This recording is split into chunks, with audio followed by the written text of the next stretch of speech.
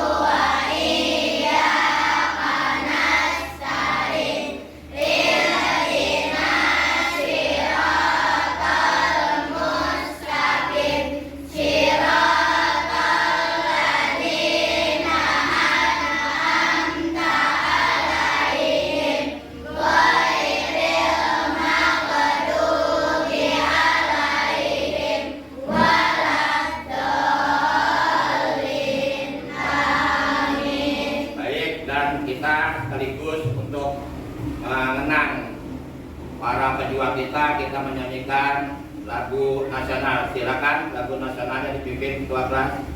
Mari teman-teman kita menyanyi Garuda Pancasila. Garuda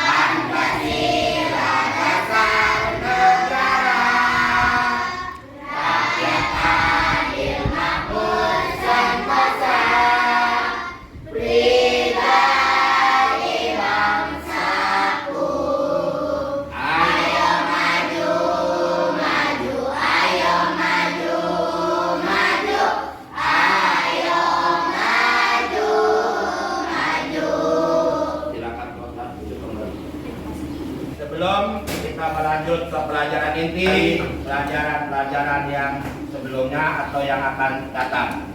Baik, tolong jawab siapa yang bisa. Ya. Sebelum Nabi Muhammad hijrah ke Madinah, dahulu kota Madinah belum menjadi nama kota Madinah, tapi menjadi masih nama lama, yaitu kota apa? Siapa yang bisa? Silakan. Bisa? Yatrib. Betul nggak? Betul. Terima kasih.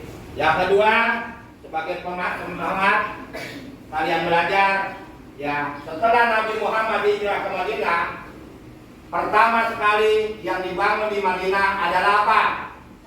Ya, siapa? Masjid Nabawi. Benar nggak? Nah, baik, terima kasih. Kalau demikian, kita akan hari ini akan belajar dengan tema substansi tentang dakwah Nabi Muhammad Shallallahu Alaihi Wasallam dari Mekah yang hijrah ke Madinah dan dakwah di Madinah. Tujuan pembelajaran pada hari ini diantaranya adalah peserta didik atau kalian menceritakan tentang latar belakang ya hijrah Nabi ke Madinah. Sebelumnya kan di kota Madinah, setelah Nabi hijrah, Nabi akan berdakwah di Madinah. Substansinya apa? Nanti kita akan lihat, kita akan pelajari, kita akan simak barangkali tayangan video berikut dan diperhatikan, didengarkan baik-baik ya.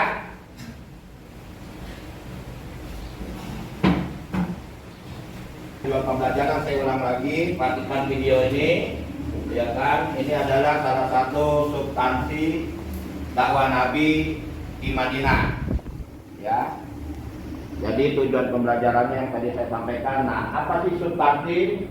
Substansi ada Nabi, ya. Yang pertama masuk Mekah, kedua masuk Madinah, yang ketiga adalah mengapa berbeda keduanya, ya. Fase Mekah, kenapa Nabi di fase Mekah ya selalu mendapat ancaman? Karena dari suku-suku Mekah, Al-Mukah, Roma, bah, ya kan?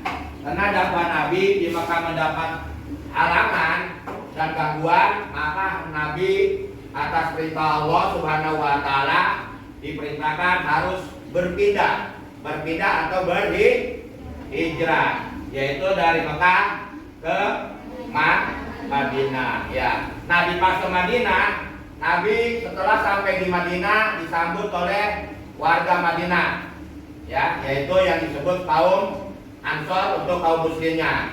Di Madinah itu terdiri banyak suku, ada Yahudi ya, Yahudi juga bermacam-macam ya alirannya ya. Jadi setelah sampai di Madinah, Nabi Muhammad disambut oleh kaum Ansor.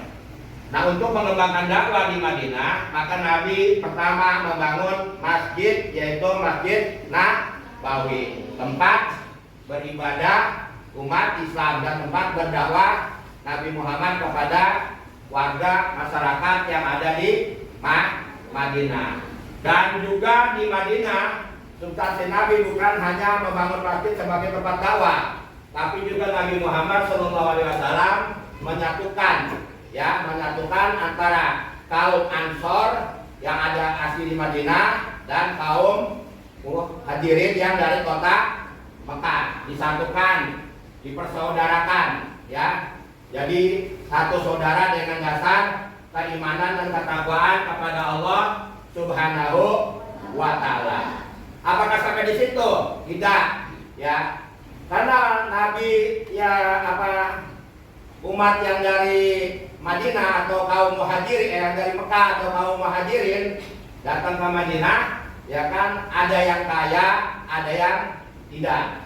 Kalau yang kaya biasanya kan masyarakat Mekah bekerjanya berdagang, ya. Sedangkan masyarakat Madinah bekerjanya adalah bertani. Karena Madinah adalah daerah yang subur.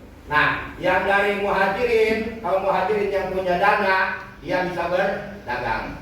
Tetapi yang susah dia tidak bisa berdagang. Maka di situ diadakan oleh Nabi Muhammad saling berbagi. Ya, yang nggak punya modal, tidak bisa berdagang, maka dia bekerja bertani di ladang para kaum Ansor, ya, di kaum Ansor. Baik, ya. Itu maka ekonomi makin lama makin meningkat, ya, baik kaum Ansor maupun kaum Muhajirin, ya. Sehingga dengan substansi dakwah Nabi di Madinah bukan hanya ibadahnya, ya, bukan hanya syiar Islamnya, tapi juga bidang ekonomi juga bertumbuh besar, sehingga kota Madinah menjadi kota yang makmur dan subur. Apalagi setelah itu, karena di Madinah tadi Bapak sudah sampaikan, ya, banyak sekali suku-suku, ada Yahudi, ya. Nah, tentunya kan harus dinamis, ya, harus aman kota itu.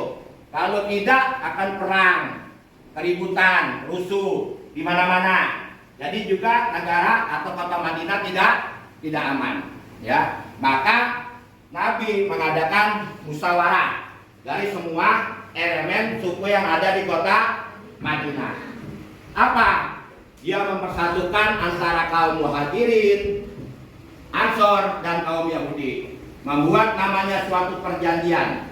Apa perjanjiannya? Yang kita kenal dan sangat masyhur adalah Piagam Madinah. Di antara isi Piagam Madinah adalah saling menjaga keamanan dan ketertiban, ya, antara kaum Muhajirin, ya, dengan bangsa Yahudi. Seperti kita di Indonesia, kalau kita kan diadakannya di perjanjian disepakati Piagam Madinah, maka masyarakat yang ada di Madinah yang dipimpin oleh baginda Nabi besar Muhammad SAW, maka Madinah menjadi kota yang baldatun thayyibatun warobul gofur, ya. Madinah menjadi kota yang subur, remah limpah, logik, nawi, penduduknya aman, tentram, walaupun beda suku nggak berantem, ya, walaupun beda agama tidak berantem. Kayak kalian di kelas ini, tentunya kan sukunya beda-beda. Ada yang Madura, ada yang Jawa, ada yang Sunda, ada yang mempersatukan persaudaraan bidang kerukunan, yaitu dengan mempersatukan kaum Ansor dan kaum Muhajirin. Ya, izin Pak Roji, Pak Guru duduk sebentar ya, biar ngambil tenaga. Kemudian, ya, mengadakan perjanjian Piagam Madinah untuk menyatukan agar penduduk di Madinah menjadi penduduk yang selalu menghargai dan menghormati keperbedaan, ya. Karena beraneka ragam itu indah, ya. Jadi perbedaan itu adalah merupakan keindahan. Kenapa saya katakan begitu? Kalau dikatakan Pak Guru katakan begitu, adanya Piagam Madinah, maka semuanya menghargai kesepakatan yang baginda Nabi Muhammad SAW telah canangkan, bahkan mereka buat dan disepakati oleh semua masyarakat yang ada di Madinah. Nah, setelah itu semua telah terbentuk, saya kembali tadi, ekonomi mulai berjalan. Nah, bagaimana supaya tidak ada kesenjangan yang kaya dan yang miskin? Kan begitu. Sama di Indonesia, ya, tidak ada kesenjangan yang kaya yang miskin. Maka Nabi mengadakan Baitul Mal, yaitu emas. Ini tidak semata-mata karena Nabi pengen hijrah sendiri. Tentu ada landasannya.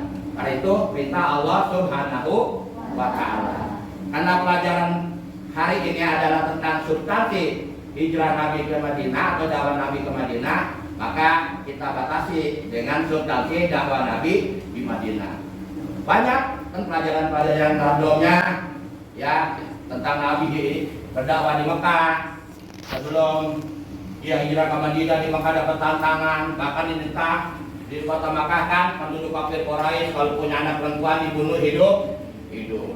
Nah, Nabi menegakkan itu aturan yang diberikan oleh Allah, tapi mendapat tantangan, bahkan Nabi akan dibunuh. Maka atas perintah Allah, Nabi diperintahkan hijrah ke Madinah untuk tetap berdakwah di kota Madinah. Tuliskan, ya, nanti ditulis namanya dan saya sebutkan yang ini kelompok 1, belakang kelompok 2, tengah kelompok 3, sebelah kiri saya kelompok 4.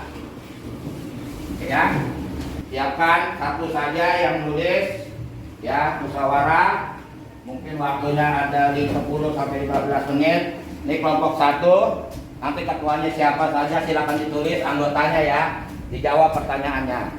Ya, kelompok 5, ya, silakan dikerjakan. Siapa yang mau ini yang biasa?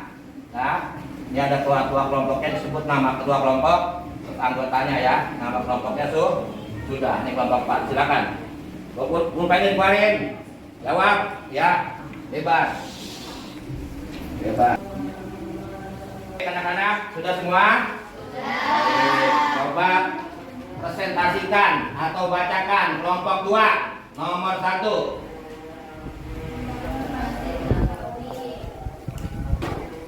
Terus dengerin yang lain. Ya. Ya. Ya, bagaimana kelompok 5? Jawaban dari kelompok 2. Benar apa salah? Benar apa salah? Benar. Kelompok 3? Gimana jawaban kelompok 2? Benar. Kelompok 1? Benar. Bagus, pintar ya. Kita kasih oplos jawab kelompok 2 dengan tepuk tangan. Ya. Baik. Selanjutnya pertanyaan kalian angkat lembar jawabannya biar benar-benar kalau kalian kerjakan. Jangan begitu angkatnya. Lembar jawabannya kertas biasa dari KPD. Mudah-mudahan apa yang saya sampaikan materinya kalian bisa memahami.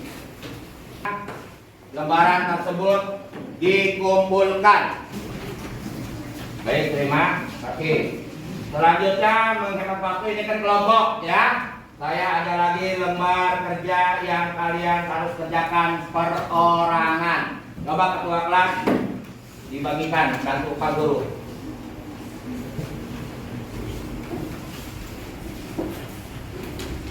Satu orang satu.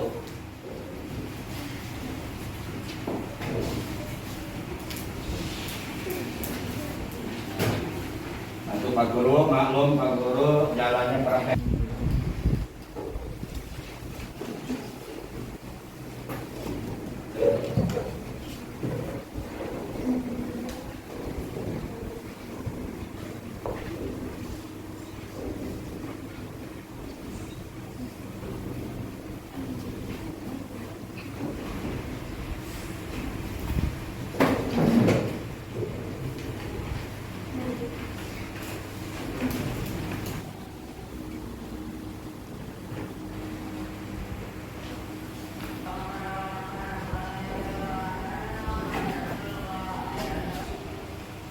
Ya, untuk menjawab pertanyaan yang kalian sudah jawab. Dina, mohon ke depan. Jawab pertanyaan nomor 1.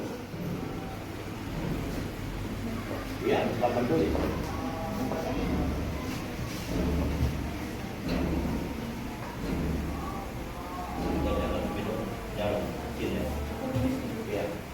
Nomornya nomor 1.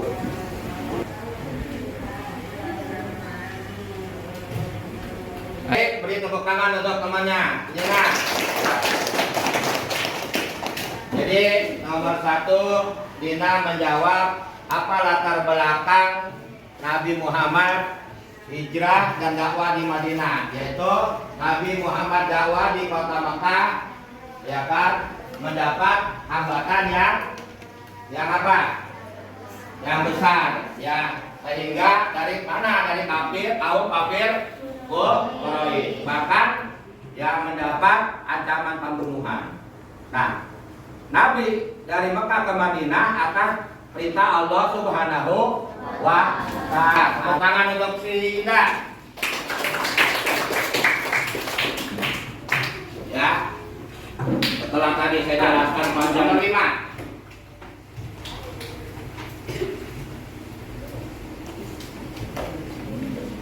Yang gede nak, biar temennya bisa lihat. Jangan irit.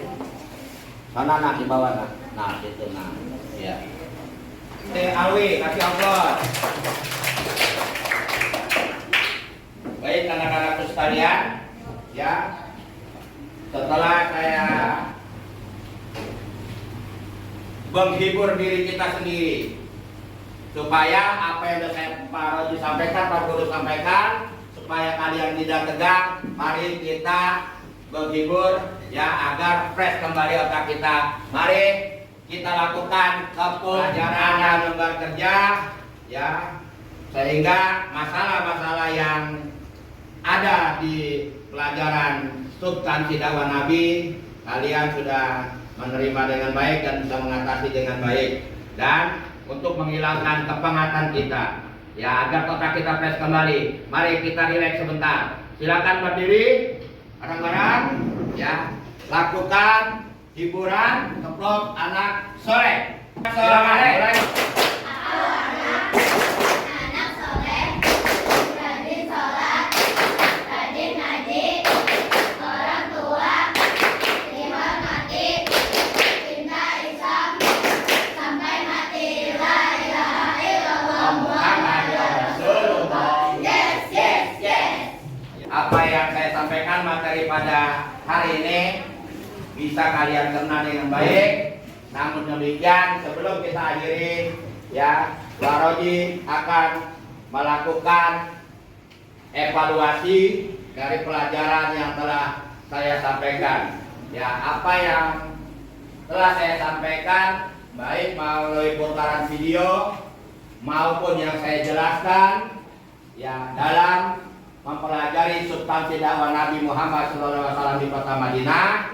Dan setelah saya evaluasi dengan LKPD, ternyata apa yang ditujukan dalam pelajaran ini, tujuan pembelajaran telah tercapai. Tepuk tangan semuanya untuk kalian.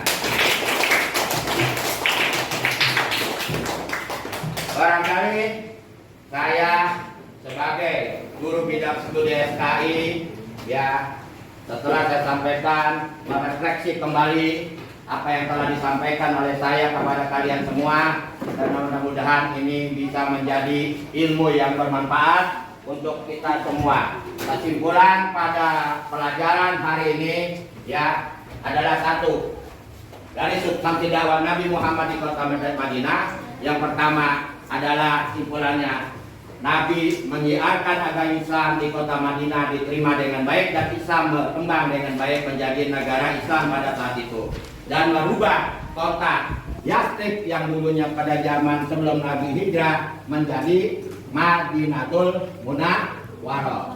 Ya, yang kedua kesimpulannya, menjatuhkan kaum Ansor dan Muhajirin menjadi saudara seiman dan seagama. Berat sama dipikul, berada ekonomi yang ada di kota Madinah. Begitu Nabi hijrah ke Madinah bertambah maju, karena memang ya semua yang diajarkan oleh Nabi diterima oleh masyarakat Madinah.